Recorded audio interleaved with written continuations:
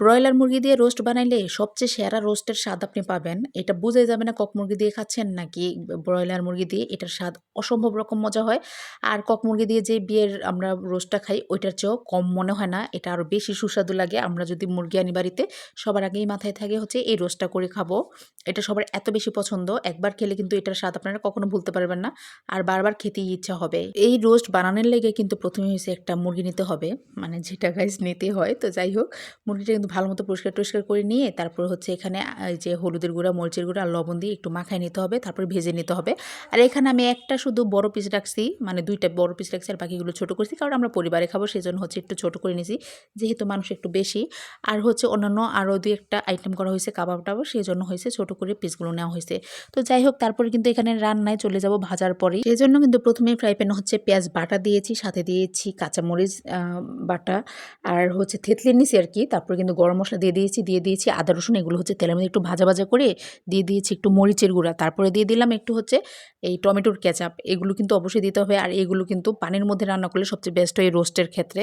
তেলের মধ্যে ভাজা করলে এটার টেস্ট একদমই ভিন্ন হয়ে যায় আর খাইতে একদমই মজা লাগে না। কিন্তু আমি আজকে রান্নাটা একটা পেজে দেখে তারপরে এইভাবে রান্না করতেছি। মানে হচ্ছে পেঁয়াজ বাটা তারপরে এগুলো সবকিছু এইভাবে রান্না করছি। তো এভাবে রান্না করতেছি। এটা খাইতেও কিন্তু অনেক বেশি মজা হয়েছে। কিন্তু আমরা যেভাবে রান্না করি বাটাটা দেই না আরকি তখন কিন্তু অনেক বেশি মজা হয়।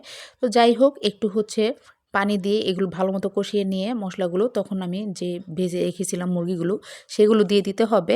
তো এগুলো দেওয়ার পরে কিন্তু আর একটু হচ্ছে বেশিক্ষণ না ১.৫ থেকে ২ মিনিটের মতো একটু মশলার সাথে মাখায় ঝাঁকায় নিতে হবে যাতে মশলাগুলো খুব ভালো মতো হচ্ছে মুরগির ভিতরে চলে যায়। তারপরে একটু তেল বের হয়ে এসেছে দেখছেন। তো তারপরে কিন্তু আমি এখানে অনেকগুলো পরিমাণ হচ্ছে বেরেস্তা দিয়ে দিয়েছি। এখানে বেরেস্তা আমি ২ বার দেবো। এখন একবার দিয়েছি আবার হচ্ছে লাস্টে একবার ব্যবহার করবো আরকি। তো একটু হচ্ছে রান্না করে নেওয়ার পর বা কষিয়ে নেওয়ার পরেই হচ্ছে আমি এখানে দুধ দিয়ে দিব। আপনারা চাইলে কিন্তু গুঁড়া দুধ বা গাভীর দুধ যেটা ইচ্ছা দিতে পারেন। আমি এখানে পানির সাথে গুঁড়া দুধটা মিশিয়ে দিয়ে দিয়েছি।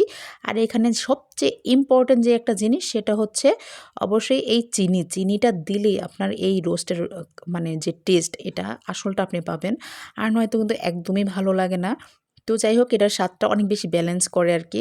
আর হচ্ছে কাঁচামরিচ দিয়ে দিতে হবে। তারপরে কিন্তু আরও প্রায় ১৫ মিনিটের মতো রান্না করে নিলেই যে মাখা একটা ঝোল চলে আসবে। আপনি হচ্ছে যতটুকু ঝোল খেতে চান ততটুকু রাখবেন। আরও চাইলে শুকাতে পারেন। কিন্তু আমাদের কিন্তু বাসায় ঝোল সবাই অনেক বেশি পছন্দ করে। মাংসর চেয়ে মনে হয় মানে রোস্টের এই গ্রেভিটা যেটা এটা খাইতে সবাই অনেক বেশি পছন্দ করে। তো গাইস আমার রান্না কিন্তু একদমই কমপ্লিট। লাস্টেও কিন্তু আরও অনেকখানি বেরেস্তা দিয়ে দিয়েছি। তো আপনাদের কাছে আমার এই ভিডিওটি কেমন লেগেছে অবশ্যই কিন্তু কমেন্টে বলতে ভুলবেন না। সবাই ভালো থাকবেন। আল্লাহ হাফেজ।